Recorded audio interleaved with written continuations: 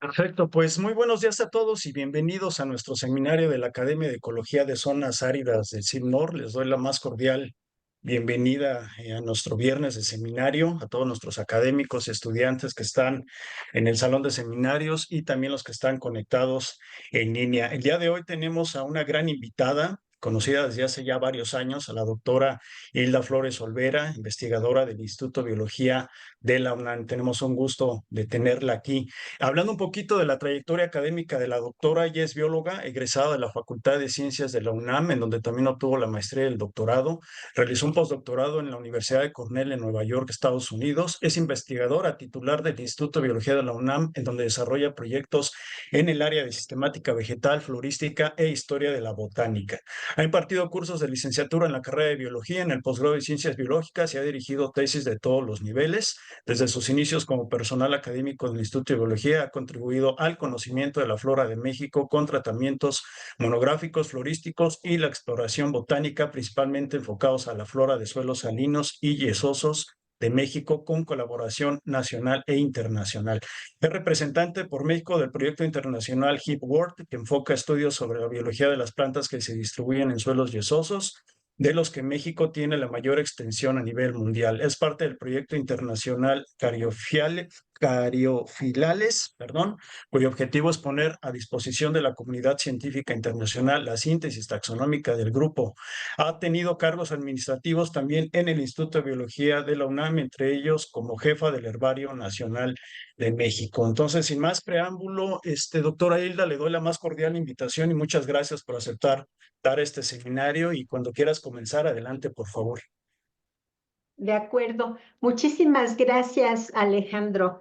Bueno, yo comienzo con el agradecimiento para ti de haberme invitado a participar en la serie de seminarios de la Academia de Ecología de Zonas Áridas del Centro de Investigaciones Biológicas del Noroeste. Entonces, efectivamente, ya tenemos unos buenos años de conocernos, Alejandro, desde que estuviste aquí en el Instituto de Biología y bueno, pues me da mucho gusto saber que estés allá en un estado tan importante, tan interesante, biológicamente también, y estoy segura que con tu experiencia pues vas a hacer pues aportaciones muy importantes y necesarias para el conocimiento pues del grupo que trabajas, que conoces muy bien y al que yo le tengo mucho miedo.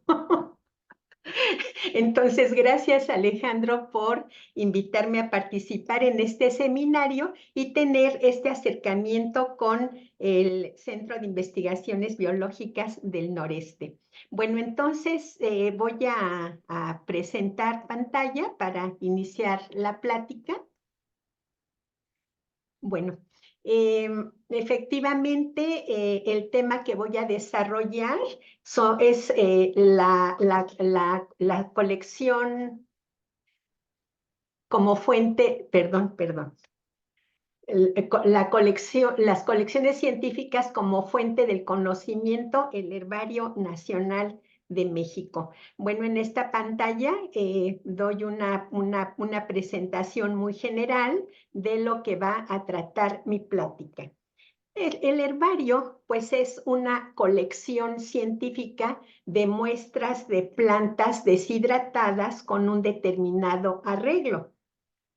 La mayor parte de los herbarios a nivel mundial, no fue el caso en México, pero sí hay casos muy recientes, tienen su origen en jardines botánicos, en instituciones educativas también o de investigación, como fue el caso del Herbario Nacional de México y de lo que voy a hablar un poquito más adelante, sostenidas justamente con fondos gubernamentales. Sin embargo, también hay herbarios privados. Y déjenme decirles que precisamente en México tenemos varios ejemplos de herbarios privados. En la actualidad, quizás uno de los más fuertes es el herbario de la Asociación Mexicana de Orquídeas, que está sostenido por un empresario muy importante que tiene una industria farmacéutica y aunque aparentemente podríamos creer que él tiene un cierto interés por la industria farmacéutica no es así. Realmente él tiene un legítimo interés en el estudio de las orquídeas mexicanas y ha aportado muchos fondos para su estudio y tiene un herbario privado y también tiene un jardín botánico privado. Bueno, como un ejemplo, ¿no? Hay herbarios locales o los que documentan la flora de varios países e inclusive continentes. Más adelante en una tabla les voy precisamente a mostrar algunos ejemplos de herbarios en países pequeños, pero que tienen representación de las plantas de varios continentes, de varios países, obviamente como resultado del trabajo de investigación apoyada con los fondos, bueno, concretamente, por ejemplo, de Inglaterra, de la corona, quien ha tenido históricamente interés en el conocimiento de los recursos naturales de las áreas que ha tenido bajo su control.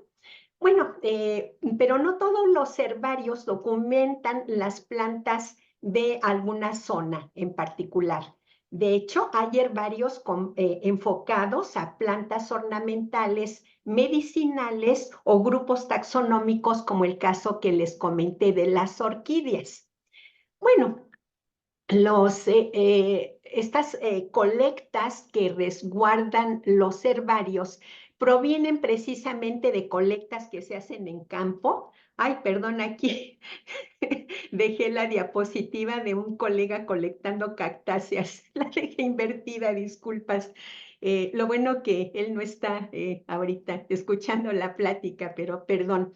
Bueno, aquí quise representar diferentes colectas que se hacen, ya sea de árboles o plantas epífitas, de cactáceas o incluso de plantas acuáticas que requieren un determinado tipo de equipo para llevar a campo. En todo caso, pues las plantas se colectan, son ramas fértiles que se colectan, que se ponen entre periódicos. Desde luego que cada grupo tiene sus propias necesidades de colecta. Por ejemplo, en el caso de las cactáceas se tienen que hacer cortes transversales, cortes longitudinales, pero en todo caso son muestras comúnmente fértiles que se extienden bien en periódicos, que se guardan entre periódicos, se ponen entre cartones corrugados y finalmente se prensan con rejillas de madera y se prensan porque la idea es deshidratarlas, ayudar a la deshidratación y al mantenimiento, a la preservación de una manera prensadas para que podamos seguir adelante con su tratamiento para ser incluidos en la colección. Bueno, en la colecta, además de colectar el material vegetal, se necesitan tener datos de las plantas. En campo, entonces, nos ayudamos de libretas de campo y estas libretas tienen la numeración de los ejemplares. Normalmente acompañamos algunas siglas que nos hagan identificar, conocer de quién fue la colecta y la numeración que normalmente tiene datos asociados en una libreta de campo y esto es fundamental porque es la información que acompaña a esa colecta. Bueno, después del prensado, las plantas se tienen que montar en cartulinas y se les tiene que adherir una etiqueta en la cual se vierten los datos del nombre de la familia a la que pertenece el espécimen, el nombre de la especie con la autoridad que describió la especie, la localidad en la que debemos de cuidar, registrar el país, el estado, el municipio y otros datos precisos que nos permitan ubicar el lugar de colecta. En las últimas décadas tenemos GPS que llevamos a campo y con los cuales tomamos las coordenadas, la latitud, la longitud y la altitud. Y además acompañamos datos de la planta como es la forma de vida, la altura, el color de las flores, de los frutos, olores, etcétera, el nombre del colector, el número y la fecha de colecta. Estos son los datos mínimos que una etiqueta debe de tener y son los datos asociados a las ramas fértiles que colectamos. Desde luego que estos datos pueden ser enriquecidos si nosotros además en la localidad tomamos datos de hábitat, es decir, en dónde la colectamos, en un pastizal, en un matorral, en un bosque, y algunos datos más que podamos poner. Por ejemplo, si conocemos algunos datos de suelo, por ejemplo, pues si el suelo es blanquecino, yesoso, calizo, o si es un suelo negro con mucha materia orgánica, si conocemos algunas especies asociadas, por ejemplo, si son epífitas, si conocemos en qué árbol estaba creciendo esta muestra, etcétera. O sea, bueno, otros datos que también pueden acompañarse a los ejemplares de herbario son datos que nosotros podamos recabar directamente, pero depende mucho del proyecto que estemos realizando. Por ejemplo, los herbarios de plantas medicinales evidentemente les interesa mucho conocer el uso de la planta, la parte que se usa de la planta, y son datos que también deben de vertirse en las etiquetas, que son otra parte fundamental en los ejemplares del herbario. Bueno, estas colectas botánicas son una fuente de material vegetal para muchísimos estudios morfológicos, entre los cuales también se encuentran los anatómicos o los de los granos de polen, como aquí estoy poniendo un ejemplo, ¿no?, de una representación de granos de polen que fueron tomados de ejemplares de herbario. Pero también estos ejemplares nos sirven mucho para hacer estudios ecológicos, filogenéticos. ¿Por qué filogenéticos? Por ejemplo, en este ejemplo que les paso de una filogenia, pues normalmente porque la fuente de extracción del ADN son hojas de ejemplares de herbario.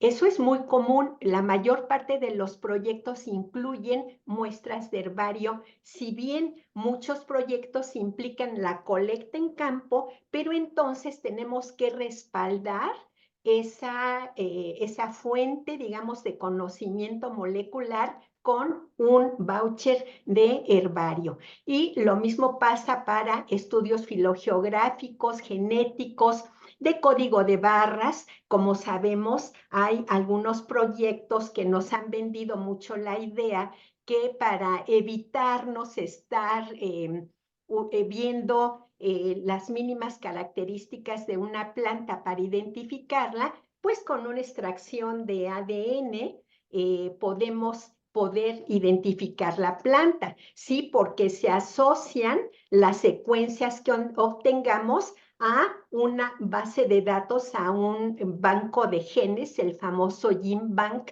que respalda las secuencias que deben de ser subidas cuando pretendemos publicar un artículo científico. Entonces, hace muchos años, me acuerdo, hace varias décadas, por ella apareció incluso en la revista Nature una fotografía de Linneo con una especie de teléfono celular que venía siendo un extractor de ADN y un secuenciador, y en el cual ponía la hoja y podía conectarse a las bases del GenBank para que el GenBank le regresara a qué especie corresponde la muestra. En fin, estas colecciones de herbario son una fuente de material vegetal para múltiples proyectos, pero también la información contenida en las etiquetas de herbario son fuente de información de la que deriva el conocimiento sobre distribución,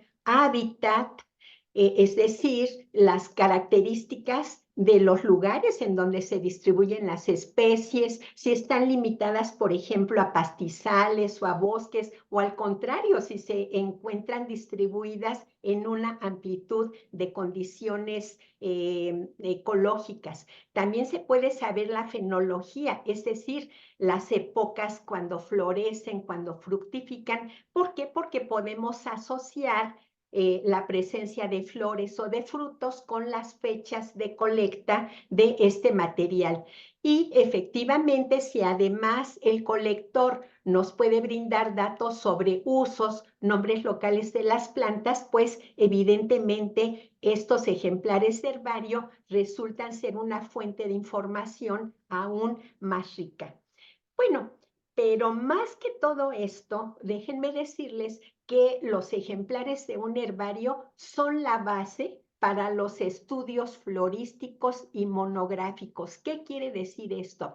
Que gracias a estos ejemplares nosotros podemos hacer estudios sobre la diversidad de un área determinada, conocer cuáles son las especies que se distribuyen en un área determinada, poderlas identificar y asegurar qué especies son las que se encuentran y llevarlo a listados o, ¿por qué no?, a tratamientos en los cuales elaboremos claves de identificación, descripciones completas, en donde además se aporten los datos de hábitat, de fenología, etcétera. Déjenme decirles que estos estudios florísticos son muy necesarios con fines incluso de conservación, de uso de la flora regional de diversos lugares, y México lamentablemente no tiene, aún en pleno siglo XXI, no tenemos hecho un estudio florístico de todo nuestro país.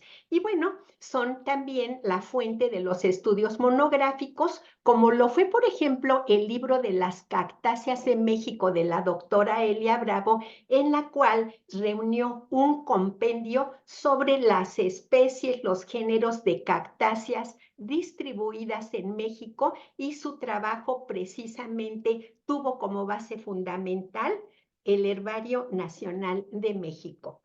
Bueno, de tal manera que, por ejemplo, el conocimiento que tenemos de la diversidad vegetal, por ejemplo, del género Pinus, sabemos que hay 110 especies en el hemisferio norte, de las cuales 47 crecen en México.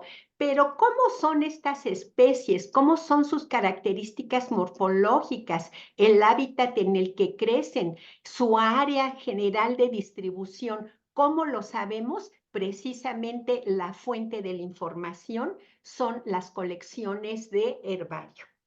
Bueno, para entrar en contexto del Herbario Nacional de México, les presento esta tabla de la década de los 90, en la cual se hizo un estudio de los países que tenían el mayor número de herbarios, y en ese momento se encontró que los países en orden descendiente con mayor número de ejemplares eran Estados Unidos, seguido de China, España, México, Alemania, Checoslovaquia, Inglaterra, Polonia, Rusia, India y Brasil. Bueno, pero en realidad, ¿qué nos dice esta tabla? Es muy interesante, no me voy a detener mucho, pero nada más destaco lo que les comentaba hace rato. Por ejemplo, no me extraña que China o Estados Unidos tengan muchos herbarios o hayan tenido un crecimiento de tantos herbarios en la década de los 90, porque son países muy grandes que dedican muchos recursos al conocimiento de la diversidad. Pero, por ejemplo, Inglaterra, ¿cómo siendo un país tan pequeño, cómo tiene tantos herbarios? Porque comparen Inglaterra con Brasil. Brasil es un país mucho más grande que Inglaterra y sin embargo tenía y sigue teniendo menos herbarios que Inglaterra. ¿Cómo nos explicamos esto? Bueno, lo que les decía hace rato, porque Inglaterra comenzó a apoyar el estudio de la biodiversidad, de la diversidad de sus colonias, por ejemplo, en la India, y ellos desarrollaron colecciones científicas para representar la flora de diferentes lugares a los que ellos tenían acceso. Bueno, aquí está, por ejemplo, en la actualidad, cuáles son la representación en los principales herbarios del mundo. Déjenme decirles que esta información la pueden consultar, como yo lo hice, en el Index Herbariorum. Es un índice que está asentado en el Jardín Botánico de Nueva York, que ha dedicado muchos recursos y personas dedicadas a esto, y es un índice de herbarios efectivamente a nivel mundial en el que se registran los herbarios, se registra el número de ejemplares, se registra el número de ejemplares tipo que tiene su colección, de especialistas que están trabajando en la colección, etcétera. Es una fuente de información muy valiosa que los invito a que la consulten. Yo destaqué en amarillo en esta tabla países que en esta última semana que estuve preparando esta plática, no me arrojó los datos porque me decía que había un problema técnico de consulta, de tal manera que los datos de los países en amarillo no son del todo verídicos hoy día porque no los pude actualizar debido a problemas en la base en la conexión con el Index Herbariorum. Bueno, pero independientemente de estos pequeños factores que no me pudo arrojar datos, lo que sí les puedo decir es que, por ejemplo, en el caso de Brasil y en el caso de Colombia, no fue un problema del Index Herbariorum, porque el Index Herbariorum no les da el total de ejemplares. Ustedes tienen que sentarse a sumar cuántos ejemplares ha reportado, reporta hoy día cada herbario y ustedes hacen la suma. Y yo no pude hacer la suma para Brasil, de tal manera que me disculpo, y tampoco pude hacer la suma para Colombia, ya no me dio tiempo, una disculpa. Pero sí había sacado yo antes, hace varios meses, el número de ejemplares para Estados Unidos, Inglaterra, Francia, Rusia, Suecia y Suiza, pero realmente ya no los pude actualizar en esta ocasión. Pero no importa, realmente esto es un reflejo de la situación como es. Noten ustedes, el país con mayor número de herbarios es Estados Unidos, seguido de Inglaterra, después China, después Brasil, después Francia, después Rusia, después México, después Alemania, seguido de Colombia, Suecia, Bélgica y Suiza. Y el número de ejemplares es impresionantemente grande para algunos países, de tal manera que aunque no está actualizado este número, pero la última actualización que hice hace unos meses reportaba un total de más de 60, casi 60 millones y medio de ejemplares, con el mayor número de ejemplares tipo del mundo. Y no voy a tomarme el tiempo para dar los datos, pero vean ustedes la cantidad de ejemplares, por ejemplo, que tiene Francia. 20 millones de ejemplares, más de 20 millones. ¿Por qué? Si Francia es un país pequeño. Ah, bueno, Francia no tiene representación nada más de la flora de ese país.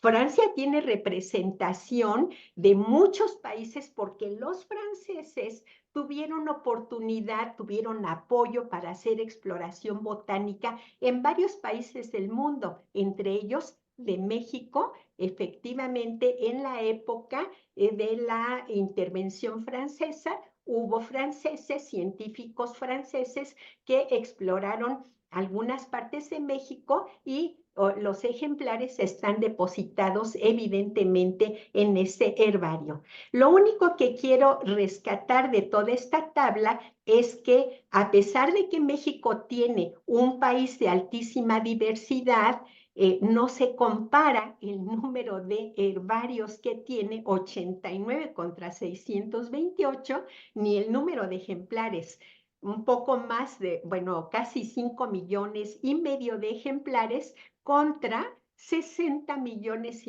que tiene Estados Unidos. Bueno, pasemos a la situación de la representación de herbarios de plantas en México, perdón, de plantas de México. Entonces, como les decía, Francia tiene una representación de plantas mexicanas muy importantes. Ellos tienen 7 millones de ejemplares. No sé cuántos sean mexicanos colectados en México, ni creo que haya quien lo sepa. No creo que se hayan tomado esa curiosidad de separar los ejemplares mexicanos y contarlos.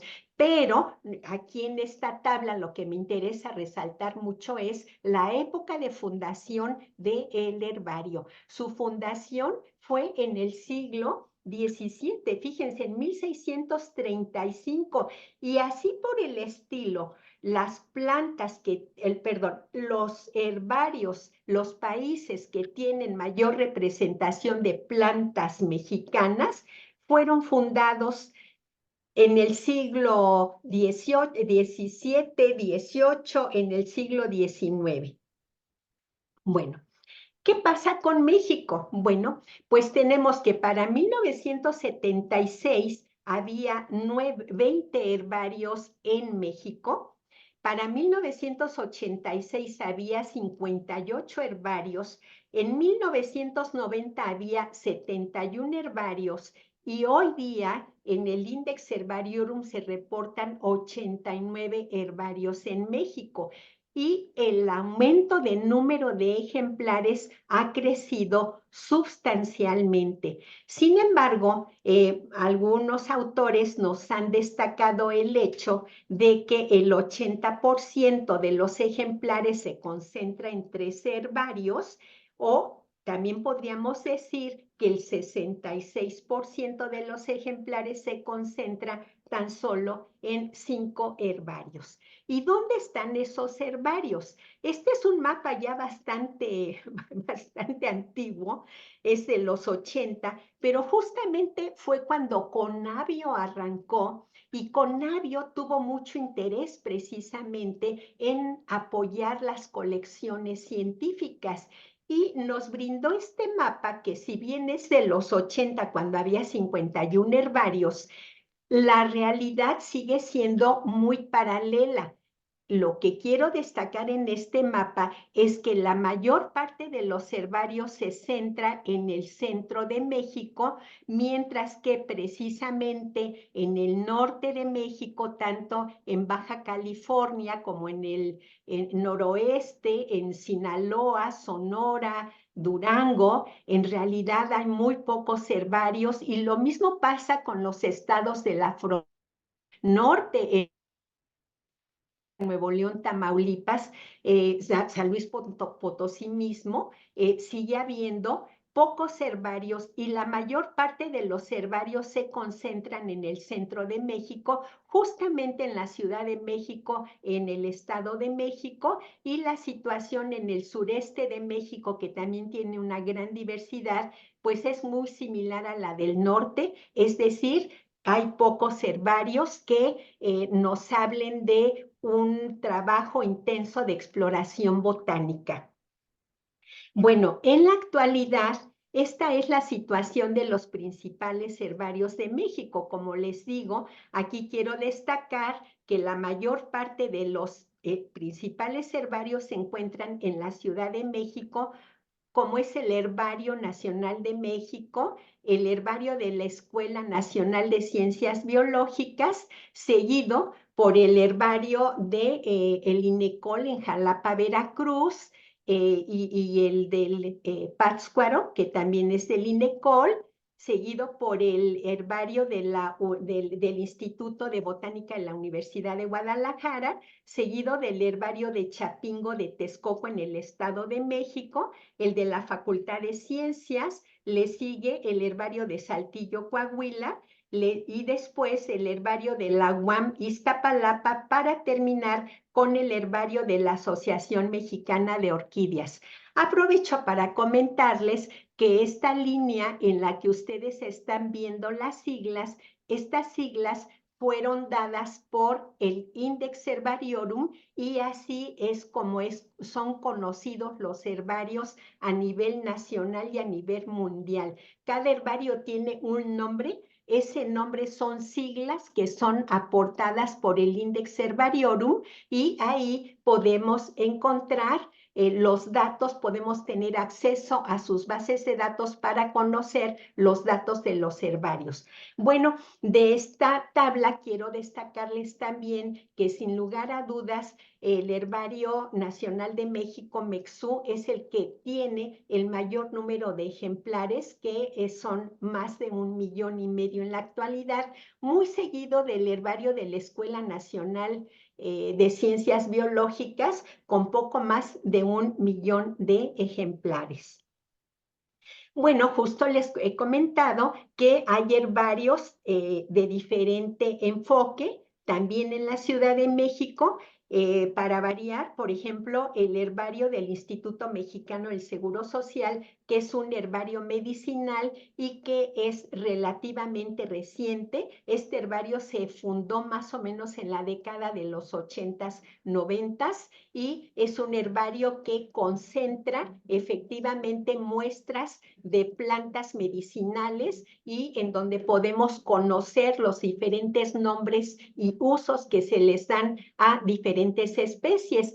Y un herbario que también es relativamente reciente de la Facultad de Arquitectura, que es un herbario ornamental en el que tienen representadas las plantas de importancia ornamental, ya sea con potencial ornamental o con uso ornamental hoy día. Es un herbario que se encuentra aquí en Ciudad Universitaria también, y es un herbario también único en su tipo en México, pero en el extranjero, precisamente en Inglaterra y en otros países, también tienen herbarios ornamentales. Bueno, ¿por qué es tan importante el Herbario Nacional de México? Porque custodia la mayor colección de plantas mexicanas, como acabamos de ver, pero también tiene una colección histórica y es la colección que tiene el mayor número de tipos nomenclaturales. Es el más grande del país y de América Latina y es uno de los 10 herbarios más activos del mundo. Esto porque lo sabemos porque las cifras que reporta, porque recibe más de 2,000 visitantes externos nacionales y del extranjero, porque la colección crece en 33,000 especímenes al año, porque se intercambian 10,000 especímenes con herbarios nacionales y del extranjero, porque se prestan ejemplares para diferentes proyectos nacionales y del extranjero en una suma aproximada de 10,000 al año, porque permite un muestreo selectivo del material vegetal. Cualquier proyecto nacional o internacional que requiera material para estudios anatómicos, extracción de ADN, de polen, el muestreo selectivo es permitido en este herbario. Pero una cosa muy importante también es que de la colección, 1,300,000 ejemplares está en base de datos, hay fotografías y están disponibles para el uso y el conocimiento general. Pero además tiene un servicio de determinación y certificación para proyectos gubernamentales. Bueno, este herbario tiene un flujo de ejemplares muy complejo que empieza con la recolección en campo, con los intercambios y los donativos. Este material se pasa a etiquetado, a montaje, a identificación, a foliación. Después se toman fotografías y se meten las fotografías y los datos a un banco de datos. Después se intercalan en la colección y estos ejemplares pueden salir como préstamos o pueden salir como préstamos, lo cual requiere todo un servicio de paquetería, de adquisición de permisos gubernamentales, tanto nacionales como extranjeros, para que el material pueda entrar y salir del país. Se requiere desde luego el uso de correos y aduanas para que lleguen a otras instituciones. Interesantemente, este material que se presta después regresa a la colección actualizado y se vuelve a intercalar en la colección. Bueno, pero este herbario no surgió de la noche a la mañana.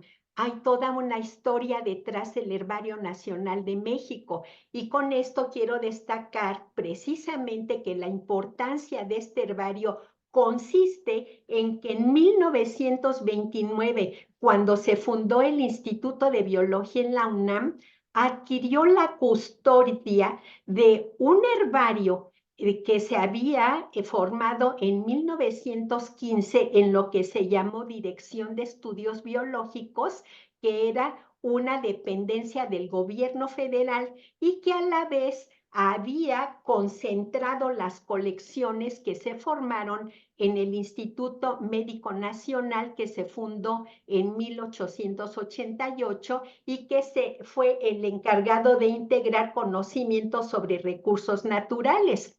Entonces, cuando el Instituto de Biología adquiere la custodia de esta colección que venía de dependencias del gobierno federal, adquiere el nombre de nacional, adquiere la custodia, pero lo más importante de verdad, adquiere la posibilidad de tener continuidad para nuestro ambiente y necesidades científicos. Y eso es algo que tenemos que destacar. Lamentablemente, los herbarios gubernamentales que ha habido han desaparecido por cuestiones políticas, pero cuando estos herbarios de dependencias federales fueron heredados a la UNAM, o más bien dejados en custodia, se garantiza que la estabilidad de una dependencia de enseñanza como es la UNAM, de investigación,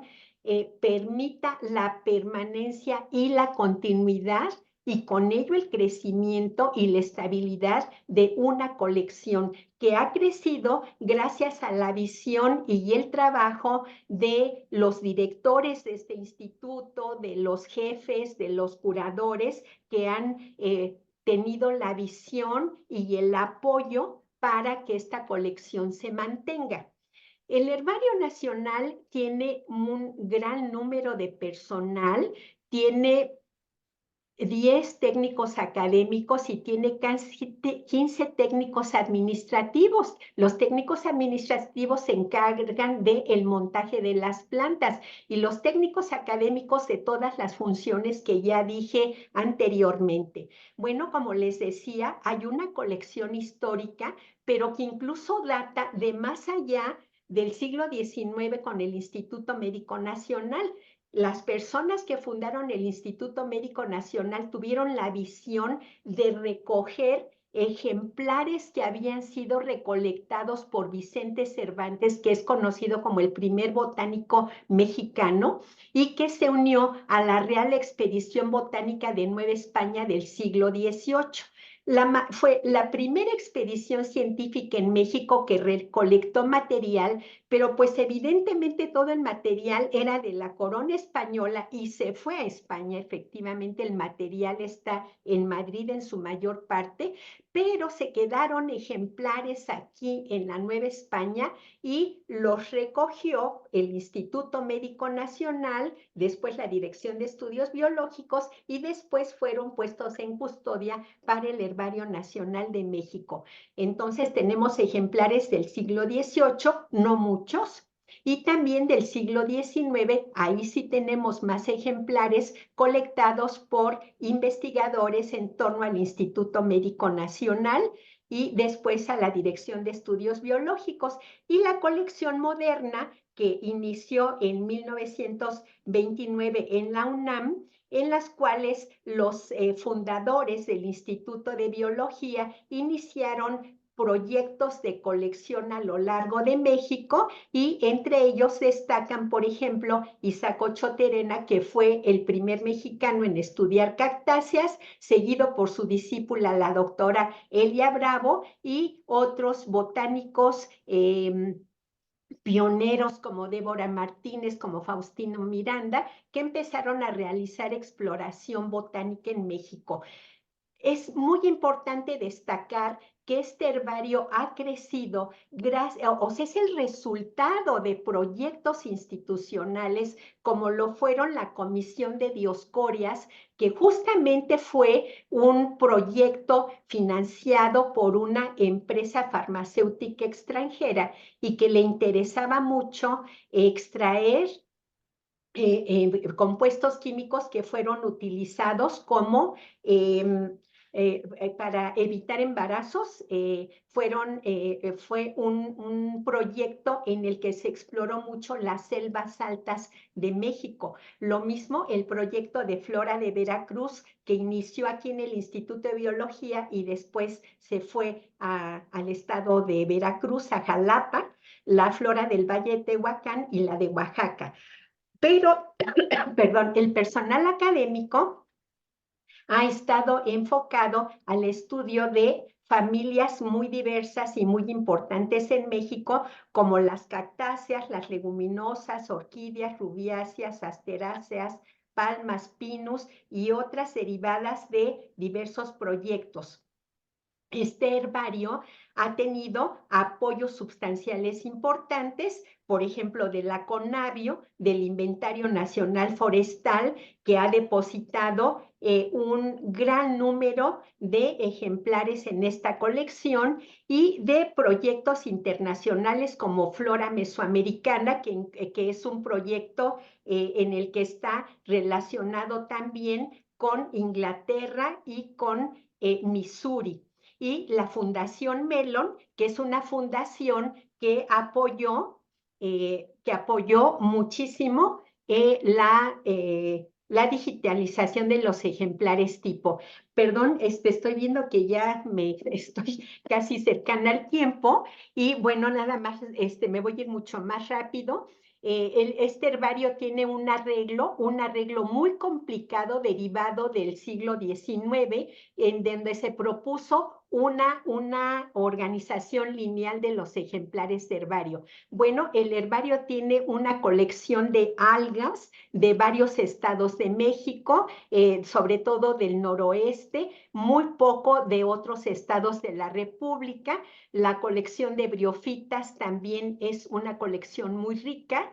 Se inició en 1973, tiene énfasis en musgos mexicanos, y los colectores principales son los fundadores y varios estudiantes, discípulos que se han formado en estos grupos. Lo mismo pasa con la colección de hongos, que fue iniciada en 1947, la colección de líquenes, que fue iniciada desde 1929, que en la actualidad tiene 8,000 ejemplares, no solo nacionales, sino también de otros países, precisamente derivados del intercambio que se hace.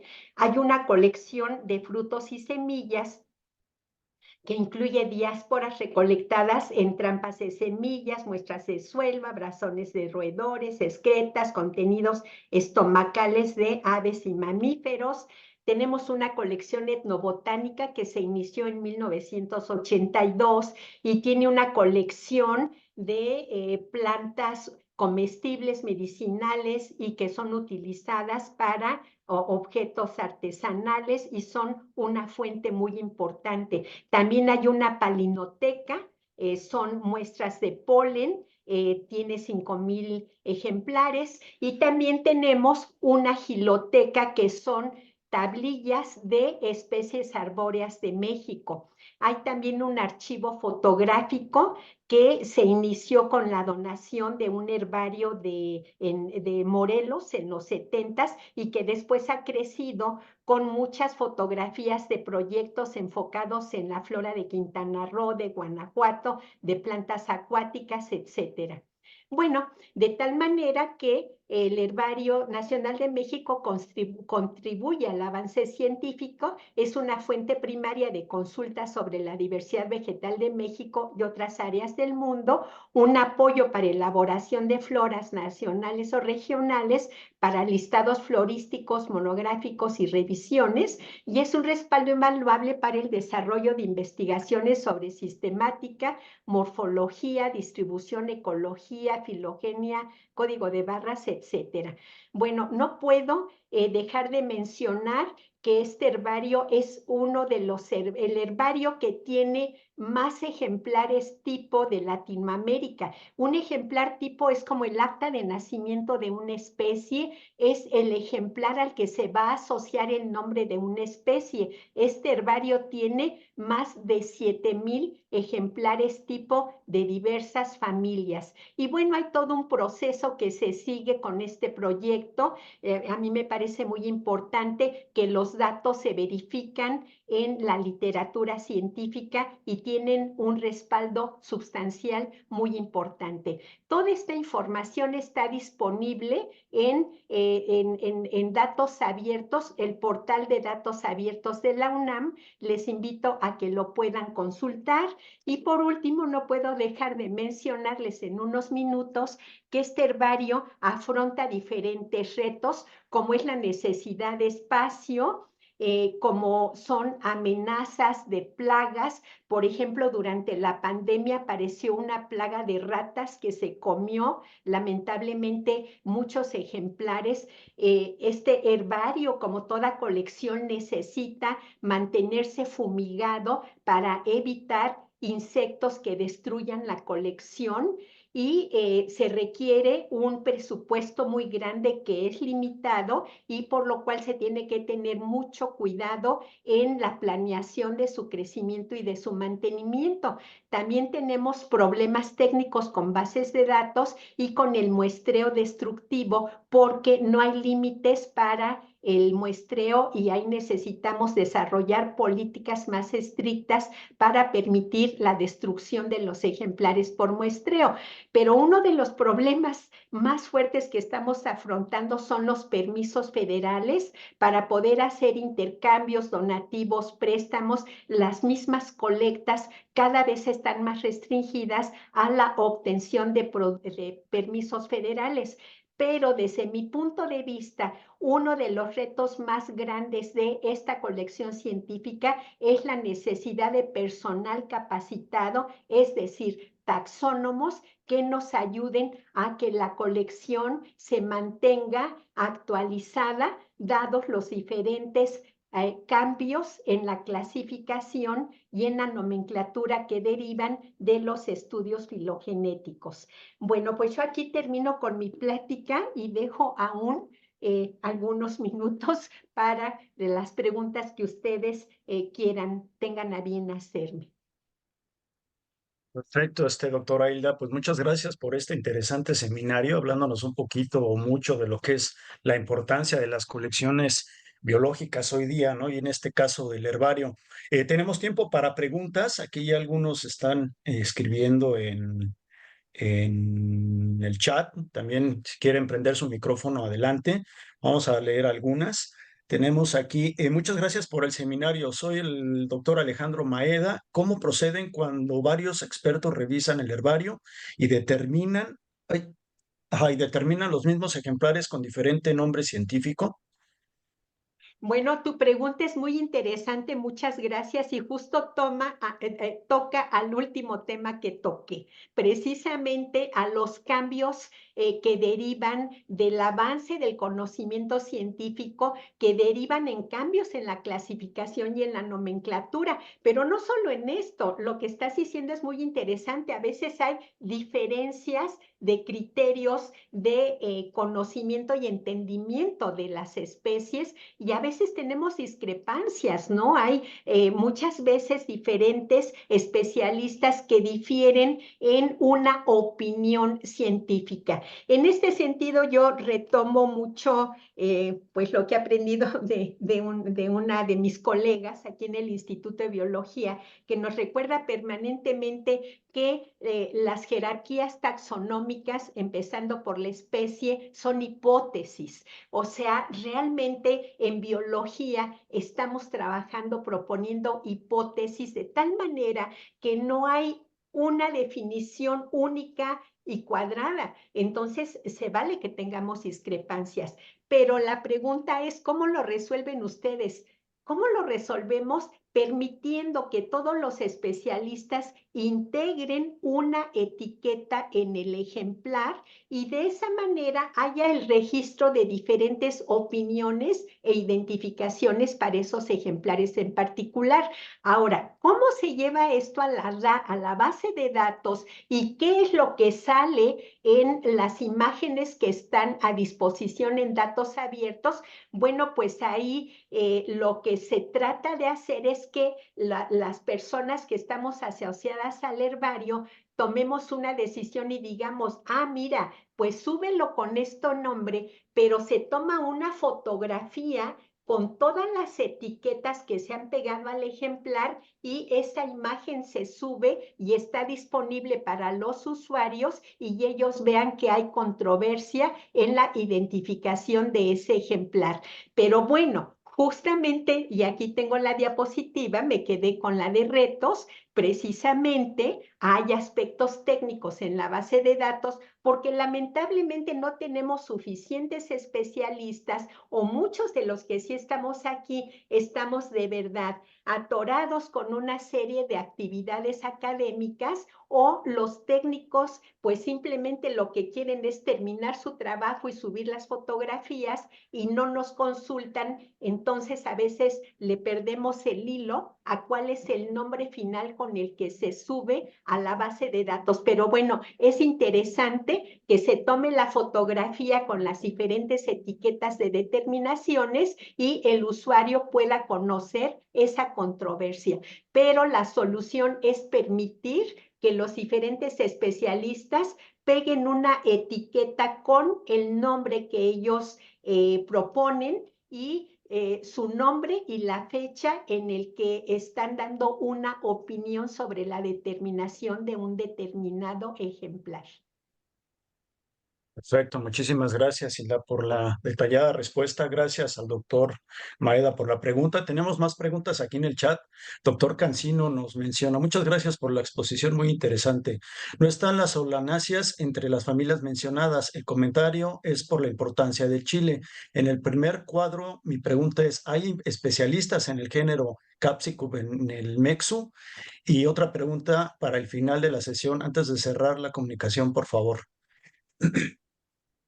Sí, bueno, de solanáceas no tenemos un especialista aquí en Mexú, pero sí hay un especialista en México que es el doctor, ahorita se me va su nombre, él está en la Escuela de Botánica en Guadalajara, en Jalisco, y justo es uno de los herbarios precisamente más grandes del país, y bueno, él es el especialista en solanáceas, no estoy segura que en Capsicum, pero sí solanáceas, estoy segura que está en la tabla del mayor número de ejemplares tipo, al menos aquí en Mexú, porque solanácea es efectivamente, como lo tocas, una de las familias también muy grandes en México y bueno, de gran importancia económica. Y yo estoy segura que esta persona, que se me va su nombre, perdón, pero bueno, él es Aarón especial. Rodríguez nos comenta, Nilda, Exacto, la muchas doctora Hilda. gracias.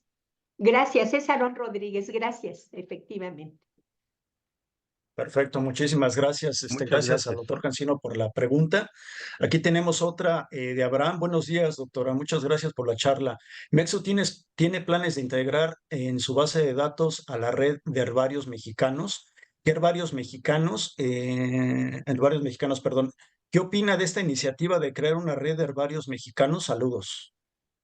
Bueno, yo creo que es fundamental que haya una red de herbarios mexicanos. Yo sí estoy convencida que es muy importante que tengamos esta interacción y esta comunicación y, ¿por qué no, incluso una planeación? Yo siento, como les acabo de comentar y de destacar en las tablas, México es muy joven, realmente es joven en investigación, realmente a mí me sorprende cuando yo veo estos datos, me sorprende ver que con 95 años este instituto es el primero en todo el país en tener una permanencia en el ambiente científico de México y me da de alguna manera emoción, pero también cierta tristeza, ver que hemos estado muy rezagados, ¿no? Como comparados a nivel mundial, pero hemos tenido una oportunidad muy grande. Sobre todo, México, sabemos, es uno de los 5 primeros países en biodiversidad.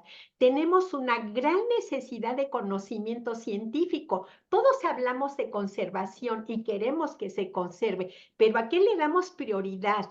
¿Qué es más importante? ¿Qué sí, qué no? ¿En dónde? Para eso necesitamos conocer la distribución de las especies, saber en dónde están, etcétera. Tenemos un gran reto de conocimiento en nuestra sociedad científica. Tenemos una gran necesidad de investigación científica y hemos tenido apoyo. Ojalá los próximos programas científicos sigan apuntalando a tener el apoyo que tanto se requiere para la formación de especialistas que requerimos. De ahí la importancia de que haya desarrollo a nivel de todo el país y que podamos estar comunicados. Esta iniciativa de la que habla, si no mal entiendo, es de la iniciativa de la Flora de México, que es un proyecto apoyado por CONACYT y que efectivamente se está desarrollando, se está trabajando. Ahorita hay varias personas trabajando en poder consolidar este proyecto, que sí implica que haya una base de datos, pero hasta donde yo tengo entendido, no se trata de que todo el material de los datos se concentren aquí. Más bien tengo entendido que lo que se trata es que se use un sistema de respaldo internacional, que es de un proyecto justamente de cariofiliales, derivó de ahí. Esta plataforma que se llama EDIT es una plataforma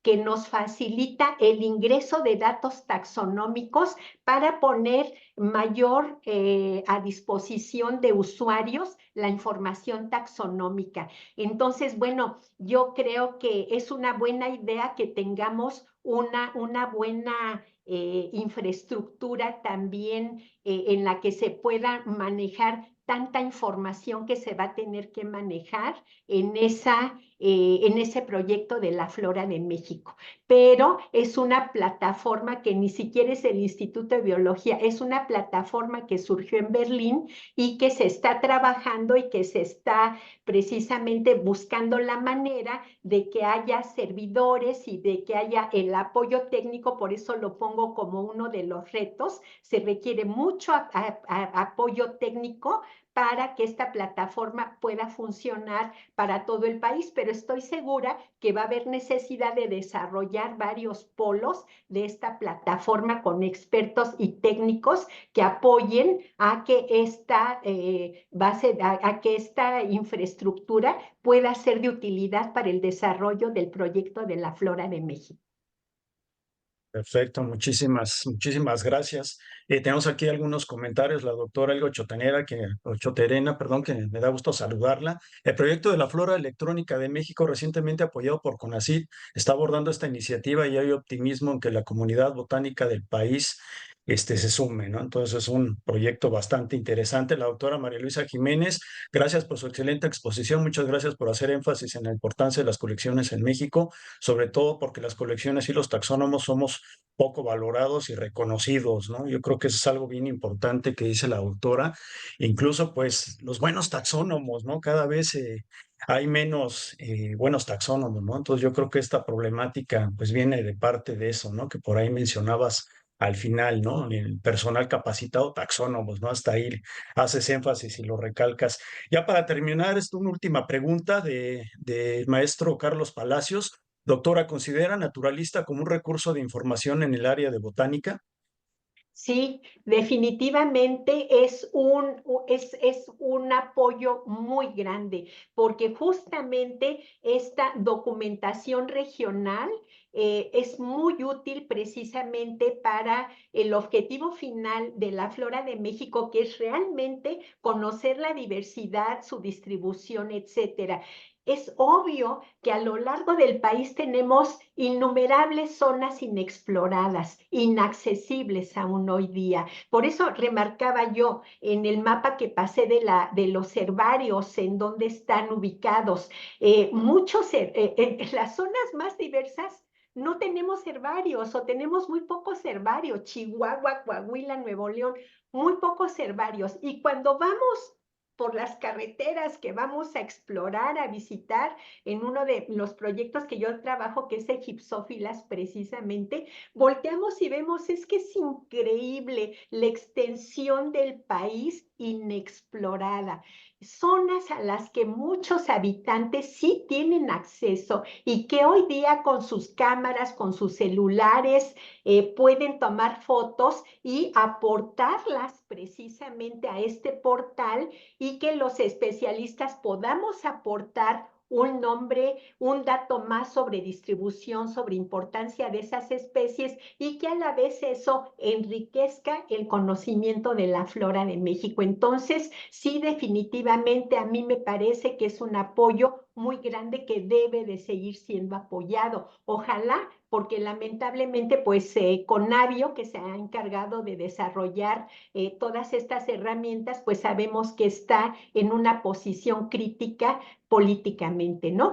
Y perdón, Alejandro, respecto también al comentario anterior, sí, justamente ahí destaqué esto de taxónomos que comentaba la doctora en su comentario anterior. A mí me preocupa mucho eso, ya no me dio tiempo de decirlo, pero quería comentar aquí mismo en el Herbario Nacional de México que tenemos esta colección heredada, esta colección que es importante, no porque seamos nosotros, sino porque está en la UNAM, que garantiza su permanencia y que tiene herencia de todo este herbario histórico y estos proyectos internacionales, nacionales, que ha habido esta interrelación y a lo que se debe que el herbario sea tan grande.